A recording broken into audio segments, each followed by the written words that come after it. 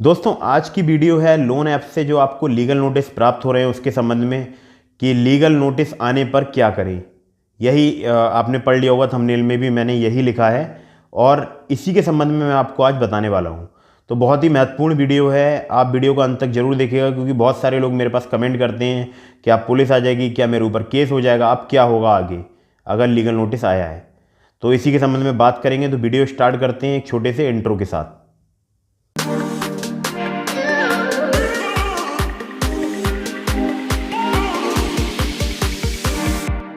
नमस्कार दोस्तों, मेरा नाम अभिषेक है। आप देख रहे हैं आपका अपना चैनल सेटलमेंट टीवी। अगर अभी तक आपने चैनल को सब्सक्राइब नहीं किया तो नीचे आपको एक रेड कलर का सब्सक्राइब बटन दिख रहा होगा, उसको प्रेस कर लीजिएगा। उसके बगल में एक बेल आइकन भी होता है, उसको भी प्रेस कीजिएगा, जिससे कि मैं कोई भी वीडियो डालूं सबसे पहले नोटिफिकेशन आपके पास पहुंच जाए। तो दोस्तों बहुत सारे कमेंट आ रहे थे आपके कि लीगल नोटिस आ गया है, अब पता नहीं क्या होगा, पुलिस मुझे पकड़ कर ले जाएगी या मेरे ऊपर कोर्ट केस हो जाएगा। बहुत सारे कमेंट्स आते हैं और अभी आपके पास अगर पैसा नहीं है तो इस संबंध में भी मैं आपको बताऊंगा। तो सबसे पहले हम जानते हैं कि कंपनी या कोई भी लोन एप्लीकेशन जो कि किसी कंपनी रजिस्टर्ड है या एनबीएफसी रजिस्टर्ड है, ज़रूरी नहीं है कि लोन एप्लीकेशन ही आपको लीगल नोटिस भेज रहे हैं। क्रेडिट कार्ड वाले भी लीगल नोटिस भेजते हैं। मतलब किसी भी प्रकार का आपका अगर लोन डिफ़ॉल्ट होता है तब आपको लीगल नोटिस प्राप्त हो सकता है। ज़रूरी नहीं है कि लोन ऐप्स के द्वारा ही आपको लीगल नोटिस प्राप्त होता है। अब यहाँ बात आती है कि लीगल नोटिस कंपनियाँ क्यों बेचती हैं। लीगल नोटिस कंपनियाँ बेचती हैं जब उनका ईएमआई आप समय पर नहीं चुकाते हैं। मान लीजिए आपने इस महीने ईएमआई नहीं चुकाया, नेक्स्ट मंथ भी आपने ईएमआई नहीं चुकाया, तब आपको कंपनी सोचती है कि अब हमारा पैसा जो है वो हो सकता है ये डूब जाए या एनपीए हो जाए। तब उसको रिकवरी के लिए लीगल नोटिस सेंड करती है कंपनी अपने वकील के द्वारा। और बहुत सारे केसेस में मैंने देखा है कि बहुत सारी लोन एप्लीकेशन खुद से भी लीगल नोटिस सेंड कर देते हैं। ठीक है, तो यहाँ मैं जो बात कर रहा हूँ वो रजिस्टर्ड लीगल नोटिस की बात कर रहा हूँ, रजिस्टर्ड लोन एप्लीकेशन की बात कर रहा हूँ। फर्जी लीगल नोटिस की बात नहीं कर रहा हूँ, फर्जी लोन ऐप्स की बात नहीं कर रहा हूँ।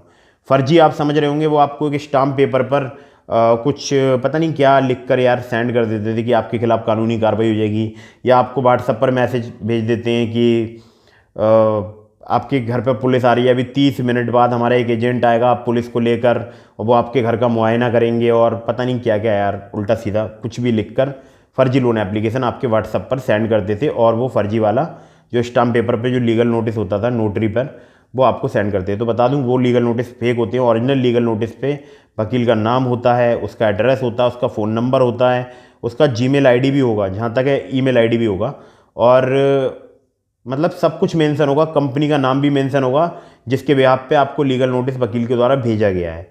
तो वो सब कुछ मेंशन होगा, आपका लोन अकाउंट नंबर, आपके ऊपर जितना अमाउंट ड्यू है वो सब कुछ वहाँ पर लिखा होगा लीगल नोटिस पर। और लीगल नोटिस में आपको एक समय दिया जाता है कि 7 दिन के अंदर या जो जितना भी वहाँ पर समय लिखा होगा उतने दिन के अंदर आपको इसको रिप्लाई करना है या इसका उत्तर देना है। अगर आप नहीं देंगे तो फिर आपके खिलाफ आगे फर्दर एक्शंस होंगे। तो ये सिंपल सी एक बात बता रहा हूँ कि अपने लोन की रिकवरी के लिए कोई भी लोन एप्लीकेशन, बैंक, एनबीएफसी, कोई भी जो कि लोन आपको देते हैं वो आपको लीगल नोटिस भेज सकते हैं। और मैं यहाँ पर केवल लोन ऐप्स या लोन से संबंधित लीगल नोटिस की बात कर रहा हूँ। लीगल नोटिस तो वैसे बहुत सारे केसेस में भेजे जाते हैं। तो अब बात आती है कि ऐसे में हम करें क्या। तो देखिए, सबसे पहले आपको बिल्कुल भी घबराना नहीं है, क्योंकि लीगल नोटिस आने का मतलब ये नहीं होता है कि अब आपके पास पुलिस आएगी, आपको अरेस्ट करके ले जाएगी और या फिर अब आपको कोर्ट के चक्कर काटने ही होंगे।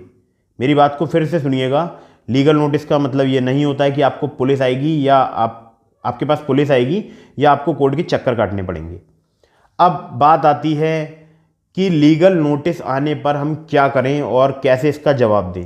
देखिए, मैं आपको एक सिंपल बात बताता हूँ। मैं अगर खुद को उदाहरण लेता हूँ, अगर मेरे पास लीगल नोटिस आता है किसी भी लोन एप्लीकेशन से जिसका मैंने लोन नहीं चुकाया है और काफ़ी दिन हो गए हैं, अब उन्होंने मुझे लीगल नोटिस मान लीजिए भेज दिया, तब मैं क्या करूँगा। मैं सबसे पहले उनके कस्टमर केयर को कॉल करूँगा या लीगल नोटिस पे जो उनके वकील का नंबर होगा उस पर कॉल करूँगा। क्योंकि लीगल नोटिस पर किसी किसी लीगल नोटिस पे लिखा होता है कि आप सेटलमेंट के संबंध में या पेमेंट के संबंध में इस नंबर पे कॉल कर सकते हैं या उनके वकील से बात कर सकते हैं, या और भी वहाँ पर नंबर मेंशन होते हैं उस नंबर पे बात कर सकते हैं। तब मैं क्या करूँगा, वहाँ पर जो नंबर होंगे उन पर कॉल करूँगा, उनसे बात करूँगा और उनसे मैं बोलूँगा कि ठीक है, मैं आपका अमाउंट पे कर दूँगा, आप मुझे कुछ समय दे दीजिए। अगर वो नहीं देते हैं समय तो मैं उनसे बोलूँगा कि ठीक है, मैं आपकी मान लीजिए आपके ऊपर 3 ईएमआई बकाया हैं। अब आपके पास पैसे एक ईएमआई चुकाने के भी नहीं है, तब ऐसे में मैं क्या करूँगा, मैं बोलूँगा कि ठीक है मेरे पास अभी ईएमआई के एक पूरी ईएमआई चुकाने के पैसे नहीं है, मैं एक काम करता हूँ हाफ ईएमआई पे कर देता हूँ, या उससे कुछ ज़्यादा मैं पे कर देता हूँ, या जितना भी मेरे पास अमाउंट है वो मैं पे कर देता हूँ, और आप फिर मुझे कुछ फर्दर समय दे दीजिएगा आगे का, और फिर मैं बाद में और अमाउंट आपको पे कर दूँगा। ये तरीका होता है। अगर आपके पास लीगल नोटिस आता है आप इस वे में बात कर सकते हैं। एक और बात मैं आपको बता दूं कि लीगल नोटिस आने पर आप सेटलमेंट के लिए भी रिक्वेस्ट कर सकते हैं। बोल दीजिएगा कि सर मेरे पास पूरा अमाउंट पे करने के लिए पैसे नहीं हैं, लेकिन आपको सेटलमेंट के बारे में एक और मैं नेगेटिविटी बताऊंगा, वो आगे बताऊंगा, पहले आप मेरी पूरी बात सुन लीजिएगा। सेटलमेंट का मतलब होता है, मान लीजिए आपके पास 80,000 रुपये टोटल बकाया है लोन एप्लीकेशन का, जिसमें ब्याज और जितने भी उनके पेनल्टी चार्जेस वगैरह हैं वो सारे लगे हुए हैं। तो आप उनको बोलिएगा कि ठीक है आप एक काम कीजिए, मैं आपको प्रिंसिपल अमाउंट पे कर देता हूँ, आप सेटलमेंट कर दीजिए। तो अगर वो बोलते हैं कि ठीक है आप प्रिंसिपल अमाउंट पे कर दो, या 60 to 80% लोन अमाउंट का इसमें सेटलमेंट हो जाता है। मतलब जितना आपका टोटल अमाउंट है, मतलब टोटल आउटस्टैंडिंग है, उसका 60 to 80% में आमतौर पर बैंक या एनबीएफसी सेटलमेंट कर लेते हैं। लेकिन मैं एक बात और बता दूं कि सेटलमेंट कराना हमारा अधिकार नहीं है। हम केवल सेटलमेंट के लिए बोल सकते हैं, ये अधिकार है बैंक के पास, एनबीएफसी के पास, या जो भी कंपनी से आपने लोन लिया उनके पास। अगर वो चाहते हैं अपनी रकम को सेटल करना तब वो कर सकते हैं। अगर वो चाहते हैं कि हम पेनल्टी रिमूव कर देंगे या हम इतने रुपए रिमूव कर देंगे, आप सेटलमेंट कर दीजिए। अब सेटलमेंट की समस्या क्या है कि बहुत सारे लोग समझते हैं अरे हमने सेटलमेंट करा लिया तो एक बार में हमें पूरा अमाउंट पे करना होगा। ऐसा नहीं होता है, ठीक है। क्रेडिट कार्ड की अगर जिन लोगों ने सेटलमेंट कराई है उन लोगों को पता होगा कि ऐसा नहीं होता, एक बार में पूरा पेमेंट देना होता है। उसकी आपको कुछ ईएमआई बन जाएंगी, उस ईएमआई में आप उसको पे कर दीजिएगा। लेकिन अगर आपने एक भी ईएमआई डिफ़ॉल्ट की तब वो आपको हो सकता है कोर्ट में घसीट लें या कोर्ट में उस केस को लेकर आ जाए। अब बात आती है कि मान लीजिए मैंने सेटलमेंट कराया, तब मेरे सिविल का क्या होगा। देखिए सेटलमेंट का सबसे बड़ा नुकसान होता है आपका सिविल स्कोर में हमेशा जो भी आपने लोन लिया होगा, जो वहाँ एक्टिव शो कर रहा होगा, वो सेटल आ जाएगा लिखकर। अब सेटलमेंट होने के बाद फिर फर्दर आपको ना तो बैंक और ना एनबीएफसी कंपनी आपको कॉल करेंगे कि जितना भी उनका अमाउंट, मान लीजिए आपने सेटलमेंट अमाउंट दे दिया, अमाउंट तो उनका फिर भी रह गया ना, उसके लिए वो आपके पास कॉल नहीं करेंगे आप, लेकिन आपके सिविल में हमेशा सेटल्ड लिखकर आता रहेगा। पहला बड़ा नुकसान सेटलमेंट का ये है। दूसरा नुकसान मैं आपको बताता हूँ, सेटलमेंट से आपका सिविल स्कोर हैम्पर हो जाएगा। मतलब कि मानो कि आपका अभी सिविल स्कोर मान लीजिए 760 है, हो सकता है सेटलमेंट के बाद 700 रह जाए, या हो सकता है 690 रह जाए। ऐसे करके आपका सिविल स्कोर हैम्पर हो जाएगा, और अच्छा खासा हैम्पर होगा, ये नहीं कि थोड़ा कम होगा, हैम्पर हो जाएगा। अब यहाँ पर बात आती है कि अगर हम लीगल नोटिस का जवाब देना चाहें, मान लीजिए आपसे किसी लोन एप्लीकेशन ने अभद्रता की है, या आपके साथ में कोई दुर्व्यवहार हुआ है, या एक्स्ट्रा चार्जेस लिए जा रहे हैं, और लोन एग्रीमेंट लेटर पर आपको कोई चार्ज बताया गया है और आपसे वसूले कुछ दूसरे चार्ज जा रहे हैं, तब आपको क्या करना है, आपको किसी वकील के पास जाना है, वकील से मिलकर उसका जवाब देना है।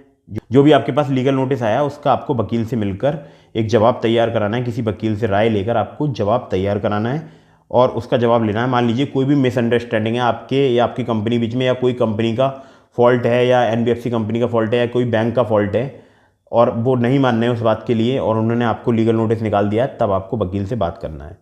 तो सो सिंपल भाषा में अगर मैं कहूँ तो जितनी भी रजिस्टर्ड एनबीएफसी, जितनी भी बैंक हैं, ये आपको लीगल नोटिस भेज सकती हैं। इनको अधिकार है अपना पैसा रिकवर करने का, और रिकवरी के लिए इनके पास एक ऑप्शन नहीं होता है, कई सारे ऑप्शंस होते हैं। अगर ये आपको कोर्ट में ले जाते हैं तब आपको हो सकता है कुछ प्रॉब्लम्स फेस करनी पड़ जाएं।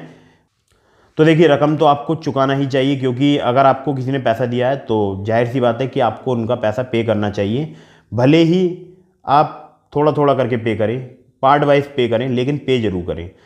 तो सबसे बड़ी बात बता दूं कि लीगल नोटिस आने का मतलब ये नहीं होता है कि आपके पास पुलिस आएगी और आपको अरेस्ट करके ले जाएगी।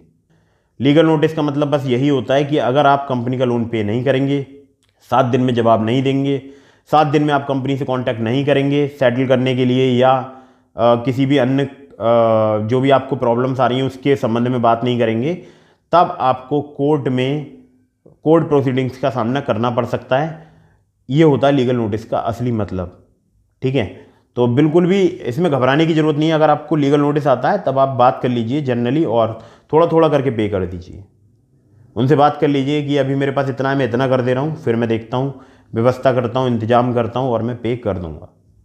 देखिए, मैं फिर से दोहरा रहा हूँ, अगर आपने किसी भी लोन एप्लीकेशन से लोन लिया है जो कि जेन्यून है, रजिस्टर्ड एनबीएफसी, मैं चाइनीज़ लोन एप्लीकेशन की बात नहीं कर रहा हूँ, तो आपको उनका लोन समय पर चुकाना चाहिए। चाहे वो आपकी क्रेडिट कार्ड का बकाया हो, चाहे वो आपने कंज्यूमर लोन लिया हो किसी भी लोन एप्लीकेशन से, चाहे पर्सनल लोन लिया हो, किसी भी प्रकार का लोन लिया हो, आपको लोन समय पर चुकाना चाहिए, जिससे कि आपका क्रेडिट स्कोर या क्रेडिट हेल्थ मजबूत रहे।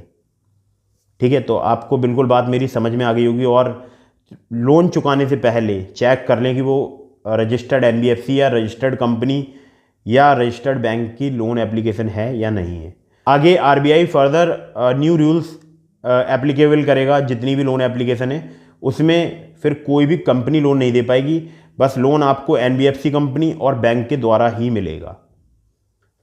अच्छी बात है ना ये। और जिसमें कि मतलब नॉर्मल जो भी बैंक के या जो भी एनबीएफसी की चार्जेस हैं, जिसके लिए आरबीआई ने गाइडलाइन बना रखी है, बस वही आपसे चार्जेस लिए जाया करेंगे, उससे ज़्यादा आपसे चार्जेस नहीं लिए जाया करेंगे। हो सकता है कुछ उनके एक्स्ट्रा चार्जेस हों तत्काल लोन के लिए या लोन एप्लीकेशन के लिए, वो आगे आने वाले समय में आपको पता चल जाएगा। तो बस यही था कि आप आराम से बिल्कुल मतलब जिसको बोलते हैं रिलैक्स माइंड होकर लीगल नोटिस आने पर कोई भी काम करें, बिल्कुल रिलैक्स माइंड होकर। ठीक है, बिल्कुल आपको घबराने की आवश्यकता नहीं है। पहले चेक करें लोन एप्लीकेशन जेन्यून है या नहीं है, और देन उनका लोन चुकाएं। तो आशा करता हूं कि आपको वीडियो पसंद आई होगी। अगर आपको पसंद आई हो तो इस वीडियो को लाइक कीजिएगा, और हाँ, चैनल को सब्सक्राइब करना मत भूलिएगा। और आपके मन में अगर कोई सवाल है तो ये मेरा इंस्टाग्राम अकाउंट है, यहाँ पर मुझे फॉलो कीजिएगा और डीएम के माध्यम से अपने सवालों के जवाब ले सकते हैं। वीडियो के बारे में अगर आपकी कोई राय है तो हमें कमेंट करना मत भूलिएगा वीडियो के कमेंट बॉक्स में।